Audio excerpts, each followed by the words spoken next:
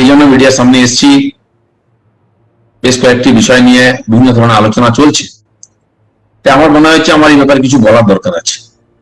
আমাদের মাননীয় মুখ্যমন্ত্রী আজকে প্রধানমন্ত্রীর ডাকা একটি মিটিং এ উপস্থিত ছিলেন এবং সেখানে তাকে কেন ভাষণ দিতে দেওয়া হয়নি এজন্য খুবই ক্ষুব্ধ হয়েছে। যদি আজকের মিটিং ডিএম দের জন্য ছিল, তাদের সঙ্গে প্রধানমন্ত্রী কথাবার্তা বলেছেন, মাননীয় মুখ্যমন্ত্রীদের সেখানে অতিথি হিসাবে ডাকা হয়েছিল, আর সেই জন্য কোনো রাজ্যের মুখ্যমন্ত্রী সেখানে কোনো বক্তব্য রাখেননি, না বিজেপি শাসিত না বিজেপি শাসিত রাজ্য। তো সেই জন্য মুখ্যমন্ত্রীর বক্তব্য রাখার কোনো ব্যাপার ছিল না ওখানে। আর আমরা জানি তিনি একাধিকবার চিঠি লিখছেন, এখন কেন্দ্র সরকারকে আরেকটি চিঠি লিখে নিজের বক্তব্য জানাতে পারেন, বা প্রধানমন্ত্রীর কাছ থেকে সময় চেয়ে নিয়ে আলাদা করে কথাও বলতে পারেন, কোনো আপত্তি নাই। আমরা দেখেছি এই ব্যাপারে তার কোনো খুব একটা আগ্রহ থাকে না। নির্বাচনের আগে একাধিকবার মিটিং হয়েছে মুখ্যমন্ত্রী প্রধানমন্ত্রী নিয়ে, তিনি কোনো মিটিং এ উপস্থিত থাকেননি বা বক্তব্য রাখার চেষ্টাও করেননি, তখন প্রয়োজনও মনে করেননি। হঠাৎ তার মনে হয়েছে সরকার গঠন হওয়ার পরে যে এবার প্রয়োজন আছে কেন্দ্র সরকারের, তাই বারবার চিঠি লিখছেন। এমনকি যেখানে বক্তব্য রাখার কথা নয় সেখানে বক্তব্য রাখতে গিয়েছিলেন কাগজপত্র নিয়ে। আমার মনে হয় যে ধরনের মানসিক প্রেশারের মধ্যে উনি আছেন এখন, সেজন্য বক্তব্য রেখে হয়তো নিজেকে হালকা করতে চাইছিলেন, বা সব জায়গায় বক্তব্য রাখার একটা প্রবণতা থাকেও না, সেটা হয়নি বলে একটু কষ্ট পেয়েছেন। আমার মনে হয় এটা অযাচিত। আমরা যদি পিছনের দিকে তাকাই একটু, আর দেখতে পাবো যে মমতা ব্যানার্জি কখনোই করোনাকে সিরিয়াসলি নেননি। গত বছর যখন জানুয়ারি ফেব্রুয়ারিতে শুরু হলো, আমাদের পার্লামেন্ট চলছিল, মাননীয় প্রধানমন্ত্রী দেশকে সতর্ক করলেন ফেব্রুয়ারিতে যে এরকম একটি অজানা অসুখ এসেছে, ভাইরাস বাহিত, সে ব্যাপারে সাবধান থাকুন। মুখ্যমন্ত্রী তখন তাকে নিয়ে তাচ্ছিল্য করেছিলেন, বলেছিলেন দিল্লির দাঙ্গা থেকে মানুষের মনকে ঘুরিয়ে দেওয়ার জন্য প্রধানমন্ত্রী এইসব নাটক করছেন, এরকম কিছুই নয়। কিন্তু তার পরের সপ্তাহে তিনি এখানে অ্যাডমিনিস্ট্রেটিভ মিটিং ডাকেন এবং সেই ব্যাপারে তার করণীয় কর্তব্য কি হতে পারে সে ব্যাপারে আলোচনাও করেন। তো তারপরেও আমরা দেখেছি যে গতিতে বাড়ানোর দরকার ছিল সেটা হয়নি, এবং রীতিমতো পশ্চিমবঙ্গ রাজ্য সরকার করোনা নিয়ে লেগে গবরে হয়েছে। পরিযায়ী শ্রমিক থেকে আরম্ভ করে safe home, quarantine, bed, doctor, ওষুধ, এমনকি ডাক্তার আর স্বাস্থ্যকর্মীদের সুরক্ষা কবচও দিতে পারেননি, পিপি কিটস, তাতে অসুস্থ অনেকে মারাও গেছে। যখন অক্সিজেন অডিট করার কথা কেন্দ্র সরকার ঘোষণা করে, সঙ্গে সঙ্গে সেখানে সরকারের সুর বদলে যায় এবং ওনারা বলেন আমাদের কাছে যদি বেশি থাকে আমরা অন্য রাজ্যকে দিতে পারি। সেই জন্য নিজের অপদার্থতা ঢাকার জন্য অন্যকে দোষ দেওয়াটা মমতা ব্যানার্জির অভ্যাসে পরিণত হয়েছে, কিন্তু তাতে সাধারণ মানুষের জীবন রিস্কের সামনে, ঝুঁকির সামনে চলে যাচ্ছে। এখানে অনেক ছোট ছোট কোম্পানি অক্সিজেন তৈরি করে, তাদের সঙ্গে কোনো যোগাযোগ করা হচ্ছে না। যেহেতু কেন্দ্র সরকার যেখানে বেশি অক্সিজেন সেটা নিয়ে অন্য রাজ্যে সাপ্লাই করছে, সেটাকেই টার্গেট করা হচ্ছে। কিন্তু ছোট ছোট কোম্পানির সঙ্গে কথা বলে তাদের অক্সিজেন কিনে নিয়ে তারা চালাতে পারতেন, সেটা কিন্তু করছেন না। এই যে বাজারে যে কালোবাজারি হচ্ছে, বেশি দামে অক্সিজেন পাওয়া যাচ্ছে, এরকম অনেক প্ল্যান্ট থেকে সেসব অক্সিজেন আসছে। রাজ্য সরকার সেগুলো হাতে নিয়ে ব্যবস্থিত ভাবে লোককে দিতে পারতো, তারা সেদিকে যাচ্ছেনই না। তারা এখন দাগি নেতাদের বাঁচাতে ব্যস্ত, সাধারণ মানুষকে ভগবানের হাতে ছেড়ে দিয়েছে। এই পরিস্থিতির মধ্যে যখন বিভিন্ন রাজ্যের সরকার গ্লোবাল টেন্ডার করছে বিভিন্ন কোম্পানি থেকে ভ্যাকসিন কেনার জন্য, তার মধ্যে সমস্ত বড় বড় রাজ্য উত্তরপ্রদেশ, মধ্যপ্রদেশ, মহারাষ্ট্র, গোয়া, অন্ধ্রপ্রদেশ, তারা গ্লোবাল টেন্ডার করছেন। উত্তরপ্রদেশ অলরেডি 4 কোটি ডোজ কিনে ফেলেছে ভ্যাকসিন। তো আমাদের রাজ্য সরকার 1 লক্ষ নিয়ে পিঠ থাপড়াচ্ছেন। এই সময় তারা যদি চান বিদেশি কোম্পানির কাছ থেকে নিতে পারেন, টেন্ডার করতে পারেন। কেন্দ্র সরকার অলরেডি অনুমতি দিয়ে দিয়েছে, প্রয়োজন হলে আপনারা কিনে নিন। কারণ কি, পয়সা না খরচা করে নাম কেনার যে মানসিকতা, কেন্দ্র থেকে পাঠানো এখনো পর্যন্ত যে ভ্যাকসিন আমাদের রাজ্যে এসছে 1,34,83,640টি টিকার ডোজ এসেছে, সবই কেন্দ্র সরকারের পাঠানো বিনামূল্যের টিকা। তার থেকে 1,25,66,596টি ডোজ ব্যবহার করা হয়েছে। এখনো পশ্চিমবঙ্গ রাজ্যের হাতে 9,17,044টি টিকা পড়ে আছে, যেটা ব্যবহার হয়নি। রাজ্য সরকার মাত্র 1500 সেন্টার করেছে যেখানে টিকা দেওয়া হচ্ছে। অথচ 10 কোটি লোককে যদি টিকা দিতে হয়, 10 কোটি না হোক, যদি 6 কোটি লোককেও টিকা দিতে হয় 18 বছরের উপরে, তাহলে কিন্তু অনেক বেশি সেন্টার করার দরকার আছে, অনেক বেশি লোককে দিতে হচ্ছে, দরকার আছে। আমরা দেখেছি পরিবহন কর্মীদের ডাকা হচ্ছে, বলছে দেওয়া হবে না। টোটো ড্রাইভারদের ডেকে অর্ধেক দিয়ে তাড়িয়ে দেওয়া হচ্ছে, বয়স্করা সারাদিন দাঁড়িয়ে থেকে পাচ্ছেন না। এই যে অব্যবস্থা, এর জন্য কিন্তু নরেন্দ্র মোদী দায়ী নন। কোথায় গঙ্গায় লাশ ভেসে আসছে, কোথায় উত্তরপ্রদেশে সমস্যা হচ্ছে সেটা উনি বলছেন, আর পশ্চিমবঙ্গের মানুষ বেড পাচ্ছে না, অক্সিজেন পাচ্ছে না, ওষুধ পাচ্ছে না, অথচ কালো বাজারে সব পাওয়া যাচ্ছে বেশি পয়সা দিয়ে। এই অব্যবস্থা, তার জন্য যে উনি দায়ী, ওনার অ্যাডমিনিস্ট্রেশন দায়ী, ওনার অপদার্থতা, এটা একবারও স্বীকার করছেন না, তাই দৃষ্টি ঘুরিয়ে দেওয়ার জন্য বারবার চেষ্টা করছেন। এই ভয়ঙ্কর পরিস্থিতিতে আর পশ্চিমবাংলায় যারা 45 বছরের উপরে বয়স, এরকম জনসংখ্যা প্রায় 34 কোটি, 18 থেকে 44 বছরের বয়সের মধ্যে জনসংখ্যা 60 কোটি, প্রায় 94 কোটি মানুষ এখন যারা আমাদের টার্গেট, যাদেরকে ডোজ দেওয়া উচিত, তাদের জন্য 188 কোটি কমপক্ষে ডোজ লাগবে। কেন্দ্র সরকার এখনো পর্যন্ত 20,76,10,230টি টিকার ডোজ আর বিভিন্ন রাজ্যকে দিয়েছেন, তার মধ্যে 18,71,13,705টি টিকার ডোজ বিভিন্ন রাজ্য সরকার ব্যবহার করেছেন। এর পরেও বিভিন্ন রাজ্য কেন্দ্রশাসিত অঞ্চলের হাতে 2,04,96,525টি টিকার ডোজ পড়ে আছে।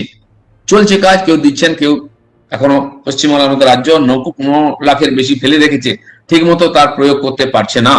এবং 15 জানুয়ারির পরে মার্চ এপ্রিল পর্যন্ত টিকা এসছে, নেননি লোকেরা, কোনো লাইন ছিল না। এখনো বহু জেলায় বিশেষ বিশেষ এলাকায় লোকেরা নিচ্ছে না, লাইন নাই। তখন কিন্তু মমতা ব্যানার্জি কাউকে বলেননি যে আপনারা টিকা নিন, ভয়ঙ্কর পরিস্থিতি আসছে, তার দূরদৃষ্টি কাজে দেয়নি। তিনি তখন নির্বাচন নিয়ে ব্যস্ত ছিলেন, অন্যকে দোষারোপ করছিলেন। প্রধানমন্ত্রী যখন নিজে টিকা নিয়ে দেখিয়েছেন নেওয়ার দরকার এপ্রিল মাসে, তখন থেকে মানুষের লাইন লেগেছে, করোনা বেড়ে হচ্ছে, তখন ক্রাইসিসের কথা বলা হচ্ছে। অথচ সরকারের ভাঁড়ারে টিকা পড়ে আছে, তারা সেটা মানুষকে দিতে পারছেন না, কারণ কোনো ব্যবস্থা নেই। প্রাইভেট হসপিটালকে বন্ধ করে দিচ্ছেন, ডিসপেন্সারি গুলো বন্ধ করে দিচ্ছেন। এখন ইমার্জেন্সির হিসাবে সবাইকে টিকা দেওয়া উচিত, মানুষ চাইছিল, সেটা না করে অন্যকে দোষারোপ করতে উনি ব্যস্ত হয়ে পড়েছেন। এখানে সরকারের একটা টার্গেট আছে, কেন্দ্র সরকারের আগামী আগস্ট থেকে ডিসেম্বরের মধ্যে 216 কোটি ভ্যাকসিন তৈরি হবে এবং সকলের জন্য এই ভ্যাকসিন নিশ্চিত করা হবে। পাশাপাশি এফডিএ ও হু অনুমোদিত যে কোনো টিকা প্রস্তুতকারক সংস্থা ভারতে টিকা প্রস্তুত করতে চাইলে দুটো লাইসেন্স দিচ্ছে কেন্দ্র। সেই জন্য মমতা ব্যানার্জি যদি মনে করেন এখানে কোনো ফ্যাক্টরি হওয়ার দরকার আছে, কেন্দ্র সরকার দিকে না তাকিয়ে থেকে উনি যে কোনো কোম্পানির সঙ্গে কথা বলে এগ্রিমেন্ট করতে পারেন, কেন্দ্র সরকার অনুমতি দেবে, তার জন্য জমি জায়গা যা দেওয়ার দিন। কিন্তু দুঃখের বিষয় হচ্ছে পশ্চিমবাংলার সরকারের এবং টিএমসি পার্টির মমতা ব্যানার্জির ইমেজ এরকম, এখানে সাহস করে কেউ কোনো কলকারখানা ব্যবসা করতে আসতে চায় না, কারণ এদের উপরে ভরসা নেই। আইন শৃঙ্খলা থেকে সিন্ডিকেট রাজ, কাটমানির যে দৌরাত্ম, তার থেকে কেউ এখানে আসতে চাইছেন না। তাই মমতা ব্যানার্জি অন্যের সমালোচনা করে নিজের দায়িত্ব শেষ করছেন। তো যেটা আমি আগে বলছিলাম, কিছুদিন আগে কেন্দ্র সরকার বিভিন্ন রাজ্যকে খোলা বাজার থেকে টিকা কেনার অনুমতি দিয়ে দিয়েছে। আর সেই জন্য এখানকার বিভিন্ন রাজ্য বিভিন্ন কোম্পানির সঙ্গে টেন্ডার করেছে। গ্লোবাল টেন্ডারে উড়িষ্যা, অন্ধ্রপ্রদেশ, কর্ণাটক, দিল্লি, মহারাষ্ট্র সহ একাধিক রাজ্য এই কন্ট্রাক্ট করেছে। উত্তরপ্রদেশ সরকার ইতিমধ্যে গ্লোবাল টেন্ডারের মাধ্যমে লাইসেন্স প্রাপ্ত উৎপাদনকারীর কাছ থেকে 4 কোটি ভ্যাকসিন সংগ্রহ করেছে এবং বাকি আরো এগ্রিমেন্ট চলছে। আগামী কয়েকদিনের মধ্যেই উত্তরপ্রদেশ সম্ভবত স্পুটনিক ভি ও জনসন এন্ড জনসনের মতো আন্তর্জাতিক ভ্যাকসিন সংগ্রহ করবে ও এই টেন্ডারের মাধ্যমে। কিন্তু দুর্ভাগ্যের বিষয়, পশ্চিমবঙ্গ এখনো সেই ব্যাপারে হিলদোল নাই, কেবল কেন্দ্রকে দোষ দিয়ে তাদের দায়িত্ব শেষ করছে। ভ্যাকসিন তৈরি প্রকল্পে প্রতিবেশী দেশ থেকে শুরু করে ল্যাটিন আমেরিকা, আফ্রিকা সহ অন্তত 150টি দেশে করোনার জীবনদায়ী ওষুধ ও প্রতিষেধক ভারত পাঠিয়েছে। সব মিলিয়ে 6,63,70,000 ভ্যাকসিন রপ্তানি করা হয়েছে ভারতের তরফ থেকে। তবে গত মার্চ মাস থেকে ভারতের অভ্যন্তরে এই করোনা সংক্রমণ বেড়ে যাওয়ায় রপ্তানি বন্ধ করা হয়েছে। যতদিন পর্যন্ত ভারতবর্ষের ডিমান্ড ছিল না, লোকে টিকা নিচ্ছিল না। আর নিচ্ছিল না এই জন্য যে রাহুল গান্ধী থেকে মমতা ব্যানার্জি বা তার লোকেরা বলছিলেন এটা মোদির ভ্যাকসিন, এটা বিজেপির ভ্যাকসিন, এতে কাজ হবে না, কেউ নেবেন না। আজকে তারাই বলছেন ভ্যাকসিন নাই, ভ্যাকসিন পাওয়া যাচ্ছে না, লোক ভ্যাকসিন পাচ্ছে না, ইত্যাদি ইত্যাদি কমপ্লেন। সেজন্য তারা একটু ঠিক করে নিন কি করবেন। তারা কার স্বার্থে রাজনীতি করছেন, সমাজের স্বার্থে, দেশের স্বার্থে, মানুষের স্বার্থে, না কেবল নিজের পার্টির স্বার্থে? সেই জন্য এই যে পরিস্থিতি তৈরি হয়েছে, কেন্দ্রের যে বিদেশে পাঠানো টিকা আন্তর্জাতিক সংস্থার সঙ্গে যে এগ্রিমেন্ট হয়েছিল, এখানে সেই মর্মে আমাদেরকে টিকা তৈরি করতে অনুমতি দেওয়া হয়েছিল যে আশেপাশে গরিব দেশকে টিকা সাপ্লাই করতে হবে। আর সেই দায়িত্ব পালন করেছে ভারত, তার জন্য সারা বিশ্বে সম্মানিত হয়েছে, সমাদৃত হয়েছে। কিন্তু যারা অক্সিজেন পাওয়ার পরেও ঠিক মতো ব্যবহার করতে পারেন না, কালোবাজারে চলে যায়, ওষুধ পাওয়ার পরে ব্যবহার করতে পারেন না, টিকা পাওয়ার পরেও ব্যবহার করতে পারেন না, টিকাও নাকি এখান থেকে চুরি হয়ে যাচ্ছে, এরকম খবর পাওয়া গেছে। টিকা নষ্ট হয়ে গেছে আগে, সে খবর পাওয়া গেছে, কারণ লোককে তারা রাজি করতে পারেননি। সেই জন্য নিজের যারা দায়িত্ব পালন করতে পারছেন না, যারা নিজের ঘর গুছোতে ব্যস্ত আছেন, তারা প্রধানমন্ত্রী যিনি দিনরাত পরিশ্রম করেছেন, মানুষের আস্থা অর্জন করেছেন, তিনি বারবার দেশের মানুষকে এই সংকটের সময় আহ্বান করেছেন, মানুষের তালি বাজাক, থালি বাজাক, প্রদীপ জ্বালাক। মোদীজির কথায় সাড়া দিয়েছে, কারণ মোদীর উপরে মানুষের বিশ্বাস আছে, এবং এটাও মানুষের বিশ্বাস আছে মোদী হয়তো মুমকিন হ্যাঁ। তাই নরেন্দ্র মোদী যে চেষ্টা করছেন তাতে সাধারণ মানুষ সঙ্গে আছে, যারা পরিস্থিতি সামলাতে পারছেন না। যে পশ্চিম বাংলায় প্রতিদিন সংক্রমণের যে রেট, সেটা ডবল। আজকে ভারতবর্ষে যদি 13%, 13.5% হয়, পশ্চিমবাংলায় 27-28%, আর নিরন্তর এটা কয়েক মাস ধরে বেশি ডবল আছে। কেন? এর জন্য কি নরেন্দ্র মোদী দায়ী আছেন? যেখানে উত্তরপ্রদেশ 2.5 লক্ষ রোজ টেস্ট করছে, পশ্চিমবাংলায় 70,000। কোন যুক্তিতে এটা হচ্ছে? কেন করা হচ্ছে না? যত বেশি টেস্ট হবে তত বেশি রোগী বাড়বে, মানুষ নিজের বাড়িতে না জানতে পেরে মরে যাক, কিন্তু সরকার তার দায়িত্ব পালন করবে না। এই যে আর নগরতক মানসিকতা এবং ক্ষুদ্র মানসিক রাজনীতির মানসিকতা, তার ফলে পশ্চিমবাংলায় ধীরে ধীরে করোনা পরিস্থিতি হাতের বাইরে চলে যাচ্ছে। মোদীকে গালাগালি দিয়ে কিন্তু মানুষের জীবন সুরক্ষিত হবে না। আপনি আপনার দাগি নেতাদের রক্ষা করুন, ঠিক আছে, কিন্তু পশ্চিমবঙ্গের মানুষ কি দোষ করেছে? তাদেরকে কেন নিয়তির মুখে ফেলে দিয়েছেন? আমি আশা করব এখানকার সরকার, মুখ্যমন্ত্রী তাদের দায়িত্ব সম্বন্ধে সচেতন হবেন, সাময়িকভাবে এই সংকটের সময় ক্ষুদ্র রাজনীতি ভুলে গিয়ে এখানকার 10 কোটি জনতার স্বার্থে কমপক্ষে তাদের দায়িত্ব পালন করবেন। এটুকু আমি বলার ছিল। কারো প্রশ্ন থাকলে করতে পারেন। দিলীপ দা, গুড আফটারনুন। আপনি শুনতে পাচ্ছেন আমার কথা? হ্যাঁ, শুনতে পাচ্ছি, পরিষ্কার আওয়াজ আসছে, বলুন। लवली। जो मुझे वही बात पूछना था कि 3-4 पॉइंट्स मुख्यमंत्री ने आज किया अपने प्रेस कॉन्फ्रेंस में। एक है कि प्राइम मिनिस्टर इतना इनसिक्योर है, क्यों है इतना इनसिक्योर, और क्यों फेडरल स्ट्रक्चर पर वो आघात दे रहे हैं। ये जो चीफ मिनिस्टर को बुला के बात नहीं करने देना, this is an attack on the federal structure of the country. इस बीच ये भी उन्होंने कहा कि ये पैंडेमिक के बीच अभी भी वेंडेटा पॉलिटिक्स चल रहा है। देखिए, देश भी सुरक्षित है, देश की सरकार भी सुरक्षित है, या प्रधानमंत्री भी सुरक्षित है। मामला उल्टा है। आज यहाँ की ममता बनर्जी, उनकी पार्टी, उनके नेता कोई भी सुरक्षित नहीं है। इसीलिए ये जो हताशा है उससे प्रेरित होकर इस प्रकार बातें कर रहे हैं। उनकी आदत है हमेशा अपने समस्या को दूसरे ऊपर थोपना, अपने असफलता को दूसरे ऊपर थोपना और इसी प्रकार राजनीति करना।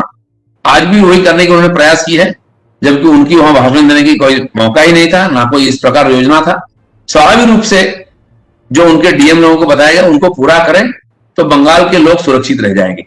इसमें मान सम्मान की, ईगो की कोई प्रश्न नहीं है। दिलीप दा, वेंडेटा पॉलिटिक्स पैंडेमिक के बीच वेंडेटा कहां हो गया, मुझे समझ नहीं आ रहा है। अगर सीबीआई कहीं कार्रवाई करती है तो उसको वेंडेटा बोला जाए? ऐसे तो हर पार्टी के साथ हुआ है। हम भी जब सत्ता में नहीं थे, गुजरात में हमारी सरकार थी, सम्माननीय अमित शाह जो हमारे देश के आज गृह मंत्री हैं, उनको अरेस्ट किया गया था और उन्होंने तुरंत अपना इस्तीफा पत्र सौंप दिया था माननीय मुख्यमंत्री मोदी जी को। और मोदी जी ने बोला था कि उन्होंने इस्तीफा भेज दिया है, आप उनके ऊपर जो आरोप है, उनके जो लॉयर्स है उसको खंडन करेंगे, कोर्ट में जाके वो अपने को निर्दोष साबित करेंगे। और वही हुआ था, नरेंद्र मोदी जी को भी बुलाया गया था। और इसके पहले हमारे राष्ट्रीय जो अध्यक्ष थे माननीय आडवाणी जी, माननीय लक्ष्मण जी, और इन लोगों का ऊपर भी आरोप आया था। तुरंत इन्होंने इस्तीफा पत्र दे दिया था और अपने को निर्दोष किया था, या तो जो भी सजा दिया कोर्ट ने उसको मान लिया। थैंक यू, धन्यवाद। ঈশান দেব চট্টোপাধ্যায়, 24 ঘন্টা। দিলীপ দা, ঈশান বুঝতে পারছেন? হ্যাঁ, বলুন। 4 জন অ্যারেস্ট হয়েছেন সিবিআই এর হাতে, তাদের মধ্যে 2 জন মন্ত্রী। একটু আওয়াজ কম আসছে, একটু জোরে বলুন। দিলীপ দা, 4 জন অ্যারেস্ট হয়েছেন সিবিআই এর হাতে, তাদের মধ্যে 2 জন মন্ত্রী এবং 1 জন বিধায়ক। এবং তারপর থেকে তৃণমূলের তরফ থেকে বারবার বলা হচ্ছে যে রাজ্যে কৌশলে রাষ্ট্রপতি শাসন জারির চেষ্টা হচ্ছে। যদিও বিজেপির তরফ থেকে এবং কেন্দ্রীয় সরকারের তরফ থেকে বারবারই বলা হয়েছে যে এর সঙ্গে রাষ্ট্রপতি শাসন জারির কোনো সংযোগ নেই, কিন্তু রাজ্যে বর্তমান পরিস্থিতি যেরকম তা নিয়ে আপনারা যেমন অভিযোগ করছেন, তাতে রাজনৈতিক দল হিসেবে বিজেপি কি মনে করে, রাষ্ট্রপতি শাসন কি জারি হওয়া উচিত? এবং সেরকম হলে কি আপনারা কেন্দ্রীয় সরকারের কাছে সেই দাবি রাখবেন? দেখুন, প্রথম কথা, অতি সম্প্রতি নির্বাচন হয়েছে, মানুষের রায়ে আর মেজরিটি নিয়ে সরকার এসেছে, সেজন্য তার উপরে রাষ্ট্রপতি শাসন হোক এটা তো কেউই চাইবে না। আর ভারতীয় জনতা পার্টি কারোর উপরে আজ পর্যন্ত রাষ্ট্রপতি শাসন চাপায়নি। আমরা গণতন্ত্রে বিশ্বাস করি, সংবিধানে বিশ্বাস করি। অনিন্দ ব্যানার্জি, TV9 বাংলা। দিলীপ দা নমস্কার, আশা করি নমস্কার। আপনি ভালো আছেন। একটা কথা জিজ্ঞেস করা, যে এটা কি আপনারা চান বিজেপি একটা পার্টি হিসেবে যে এই যেই চলছে সমস্ত নারদা নিয়ে যেই কেসগুলো, এগুলো রাজ্যের বাইরে যাক? কেননা রাজ্যের মধ্যে আমরা দেখেছি নিজাম প্যালেসে যখন তাদেরকে নিয়ে যাওয়া হয়েছিল তখন ইট পাটকেল পড়েছিল, মুখ্যমন্ত্রী স্বয়ং সেখানে গিয়ে 6 ঘন্টা ধর্ণা দেন, ল মিনিস্টার নিজে ওখানে বসেছিলেন, সিবিআই জিনিসগুলো কোর্টের সামনে রেখেছে। তো আপনারা পার্টি হিসেবে কি চান যে হ্যাঁ এটাকে মানে এর যদি ভালো রায় হতে হয় তাহলে এটাকে রাজ্যের বাইরে যেতে হয়? দেখুন, কোথায় বিচার হবে কি হবে এ নিয়ে আমাদেরও খুব একটা বলার অধিকার নেই, বক্তব্য নেই। কারণ সুপ্রিম কোর্ট আছে, তার নির্দেশেই তদন্ত চলছে, হাইকোর্টে কেস চলছে। কিন্তু সেদিন যে পরিস্থিতি তৈরি হয়েছিল, মুখ্যমন্ত্রী গিয়ে ধমকাচ্ছে নিজাম প্যালেসে অফিসারদেরকে, সিবিআই সেই নিজাম প্যালেসের বাইরে তাদের সমস্ত মব গুন্ডারা গিয়ে ইট পাটকেল মারছে সেন্ট্রাল ফোর্সকে। তার একজন মন্ত্রী, আইনমন্ত্রী চলে গেলেন কোর্টে, হাইকোর্টে গিয়ে 2 ঘন্টা ধরে জজদেরকে প্রভাবিত করার চেষ্টা করেছেন। এবং তার একজন এমপি, তিনি যা নয় তার মুখে বলে পুরো পরিবেশকে উত্তেজিত করে আর একটা পরিবেশকে অশান্ত করে এক প্রকার কোর্টকে প্রভাবিত করার চেষ্টা করেছেন। এই ধরনের ঘটনা একটা অভিনব। সেই জন্য সাধারণ মানুষের মনে হচ্ছে তাই বিচার হবে কি করে যদি কোর্টে না নিয়ে যাওয়া যায় অপরাধীকে, হিয়ারিং যদি না হতে পারে, মুখ্যমন্ত্রী নিজে গিয়ে যদি মবকে নেতৃত্ব দেন অন্যায় করার জন্য, তাহলে স্বাভাবিকভাবে পরিস্থিতি এরকম হতে পারে। আর এটা প্রথম কথা নয়, সিবিআই অনেক কেস এরকম আগে করেছে। যেমন এখানকার যাদেরকে অ্যারেস্ট করেছে তাদেরকে অন্য রাজ্যে নিয়ে গেছে, সেখানে পুছতাছ হয়েছে। রাজীব কুমারকে শিলংয়ে ডেকে নিয়ে পুছতাছ করা হয়েছে, কারণ এখানে পরিবেশ ছিল না। সেখানে মুখ্যমন্ত্রী গিয়ে বাধা দিয়েছেন, তার বাড়ি গেছেন, ধর্ণা দিয়েছেন। এই ভয়টা সবসময় আছে, কারণ এখানকার সরকারই অরাজকতা তৈরি করে। এবং আমি আগেই যে বলেছিলাম, মাননীয় অমিত শাহকেও এবং মাননীয় মোদীজিকেও বোম্বে হাইকোর্টে নিয়ে গিয়ে গুজরাট থেকে যে ওখানে প্রভাবিত করবেন সেখানে তাদেরকে জিজ্ঞাসাবাদ করা হতো। তো ইতিহাস এরকম আছে ঘটনা, কিন্তু হবে কি হবে না সেটা কোর্ট আর সিবিআই ঠিক করবে, এর মধ্যে আমাদের কিছু বলার নাই। आनंद कुमार सिंह, प्रभात खबर। বলুন। जी मैं बोलूं? जी बोलिए, हाँ, बोलिए। बताइए। सबसे पहले तो यही एक सवाल है कि मंत्री भी कर रहे हैं और मुख्यमंत्री भी कह रही हैं कि कोरोना काल में विशेषकर जो मंत्री हैं फराद हकीम, उनको अरेस्ट किया गया, तो इससे मैंने काफी दिक्कत हो रही है। मतलब कोरोना संक्रमण को रोकने के लिए और सभी डेड बॉडी डिस्पोजल वगैरह इन सब कामों में काफी मैंने दिक्कत हो रही है। तो ये क्या मतलब कितना तक उचित है उनको गिरफ्तार करना? जब मंत्री जी दायित्व में थे, क्या खुद जाकर डेड बॉडी उठाते थे क्या? ना कि उनके नेता लोग उठाते थे। एक प्रशासनिक प्रक्रिया है, वो चल रहा है, वो आदेश देने वाले हैं, प्लानिंग करने वाले हैं। और पिछले 1-1.5 साल से कोरोना परिस्थिति चल रही है, उस समय उनका परफॉर्मेंस हमने देखा है। वो खुद यहाँ मेयर थे, अब वो बोल रहे हैं कलकत्ता को बचा नहीं पाया। जब मेयर थे क्या बचाए थे उस समय? 7 दिन तक पानी बिजली सब बंद था, रोड बंद था, वो भी हमने देखा है। तो इसलिए इस प्रकार बहाना करना कि हम रहते तो बचा लेते, आज तो डूब जाएगा बंगाल, किसी नहीं डूबेगा। बंगाल के लोग भी बहुत सचेत हैं, उनको अपने ढंग से जीने दिया जाए। और यहाँ की जो प्रशासनिक अधिकारी हैं वो भी बहुत सक्षम हैं, उनको अपने ढंग से काम करने दिया जाए। आधे जो लोगों को तो और कंपलसरी वेटिंग गैरेज में डाल दिया गया है, और जितने हैं उनके जी हुजरी करने वाले उनको सामने रखा गया है। इसीलिए एडमिनिस्ट्रेशन यहाँ काम नहीं कर पाती है। রাজীব বলছি স্টেটসম্যান থেকে। বলুন। বলছি দিলীপ দা, আর রাজ্য জুড়ে যে পোস্টপোল ভায়োলেন্সের যে সন্ত্রাস হয়েছে তাতে অধিকাংশ কেসে স্পেসিফিক অ্যাকিউজ পার্সনের নাম পাওয়া গেছে। তো এদেরকে এটা কি কেস ধরে ধরে আপনারা কি কোনো জাস্টিস চাইবেন? মোলেস্টেশন কেস, রেপ কেস এবং বাড়ি ভাঙচুর আমি আপনাকে স্পেসিফিক নাম পাওয়া গেছে। পুরো বিষয়টা 1 মিনিটে বলে দিচ্ছি। এখনো পর্যন্ত 7,500 এরকম কেস যেটা আমরা লিপিবদ্ধ করতে পেরেছি, যেগুলো যেতে পেরেছি বা লোকেরা যোগাযোগ করতে পেরেছেন। কিন্তু বাসন্তী গোসাবা, ক্যানিং, সন্দেশখালী এরকম দূরবর্তী এলাকা বা সিতাই শীতলকুচির মতো একদম ইন্টেরিয়ার, যেখানে মানুষ বাড়ি ছেড়ে পালিয়েছে, এখন কোথায় আছে, আসামে উড়িষ্যায় চলে গেছে, তাদের ঘটনা লিপিবদ্ধ হয়নি, কেসও হয়। আর এই 7,500 ঘটনা আমরা এফআইআর করতে চাই, শুরু হয়েছে। কিন্তু বহু জায়গায় থানাতে এফআইআর নেওয়া হচ্ছে না, বা লিখিতটা দিলে একটা স্ট্যাম্প মেরে দিয়ে দিচ্ছে, কোনো কমপ্লেন বা FIR number, case number, GD number দেওয়া হচ্ছে না, ফলে এগুলো রেকর্ডে আসছে না। সেই জন্য এসটি কমিশন, এসসি কমিশন, মহিলা কমিশনেও আমরা এই কমপ্লেন পাঠাচ্ছি। আমরা চাইবো ওই 7,500 বা আরো হয়তো 10-5,000 এরকম ঘটনা আসবে, সবকিছুর কমপ্লেন হওয়া উচিত। হাইকোর্টে, সুপ্রিম কোর্টে কেস হয়েছে, সুপ্রিম কোর্টও বলেছেন এখানকার রাজ্য সরকারকে যে এই ধরনের যে ঘটনা ঘটছে মানুষ যাতে কমপ্লেন করতে পারে তার ব্যবস্থা করুন। একজন ডিজিপি র্যাঙ্কের অফিসারকে নিয়োগ করা হোক, তার ফোন নম্বর, তার মেল নম্বর দেওয়া হোক। সমস্ত ঘটনা যারা থানায় কমপ্লেন করতে পারছেন না ওই নম্বরে তারা মেল করুন, সেটাকে কমপ্লেন হিসাবে ধরবে কোর্ট। সে প্রক্রিয়া হয়েছে, কিন্তু রাজ্য সরকারকে সময় দেওয়া হয়েছে, রাজ্য সরকার এখনো পর্যন্ত সেরকম কোনো অফিসারকে নিয়োগ করেনি, তার নম্বরও দেয়নি। সেই জন্য এই প্রক্রিয়াটা অসম্পূর্ণ আছে। আমরা আশা করব রাজ্য সরকার তাড়াতাড়ি সেই মেল নম্বর, সেই অফিসারকে নিয়োগ করবেন, যার মাধ্যমে আমরা আমাদের কমপ্লেন করতে পারবো। আমি আরেকটা আপনাদের জানাই, অতি সম্প্রতি আমাদের বাংলার কৃষকরা কিষাণ সম্মান নিধি পেতে আরম্ভ করেছেন, কিন্তু প্রায় 70-72 লক্ষ যারা বেনিফিশিয়ারি হবেন তার থেকে 7 লক্ষ লোক, মানে 1/10 কেবল নাম পৌঁছেছে, এবং সেই নামটা ভেরিফিকেশন হয়েছে কিনা, সত্যি সত্যি তারা কৃষক কিনা, হকদার কিনা সেটাও জানা নেই। তাই মাননীয় প্রধানমন্ত্রীকে আমি একটা চিঠি লিখেছি, সেটা আপনাদের কাছে দিয়ে দেওয়া হবে আজকে। তার মুখ্য বক্তব্য এরকম হচ্ছে যে বাংলার সমস্ত যারা কৃষক আছেন তারা যেন এই কিষাণ সম্মান নিধি পান, সেজন্য রাজ্য সরকার তাড়াতাড়ি তাদের লিস্ট ভেরিফিকেশন করে পাঠাক, এবং সেই লিস্ট কেন্দ্র সরকার যেন সিরিয়াসলি দেখে। তাতে হয়তো টিএমসির ক্যাডারদেরই নাম ঢুকিয়ে দেওয়া হবে, তাদের জমি নেই। যেমন আমরা এই যে এমএসপি দেওয়ার ব্যাপারে, ধান কেনার ব্যাপারে দেখেছি, 2 বছর আগে মালদা দিনাজপুরে যে ক্ষতি হয়েছিল বন্যায়, তাতে যার জমি নেই সেও বিডিও অফিস চাকরি করে, সেও ক্ষতিপূরণ তার ব্যাংকে পেয়ে গেছিল। এই ধরনের পুনরাবৃত্তি যাতে না হয়, কারণ এই সরকার বারবার সেটা করে, সেটা চিঠি লিখেছি। এবং যে ধান কেনা হচ্ছে এখানে, কেন্দ্র সরকার ডাইরেক্ট ধান কিনতে চাইছে, কারণ পশ্চিমবঙ্গে প্রচুর ধান হয়। যেহেতু এখানকার এফসিআই কেবল গম সাপ্লাই করে রাজ্য সরকারকে, রাজ্য সরকার নিজে ধান কেনে, মিলগুলোকে দিয়ে সেটা চাল তৈরি করে বিক্রি করে, সেই জন্য সাধারণ মানুষ বহু লোক এমএসপি পায় না, ধান কিনতে পায় না, বিক্রি করতে পারে না, সহায়ক মূল্য পায় না। তার মধ্যে একটা আইনি জটিলতা আছে। যারা আমাদের এখানে চাষ করেন বেশিরভাগই ভাগ চাষী, তাদের নামে জমি নাই।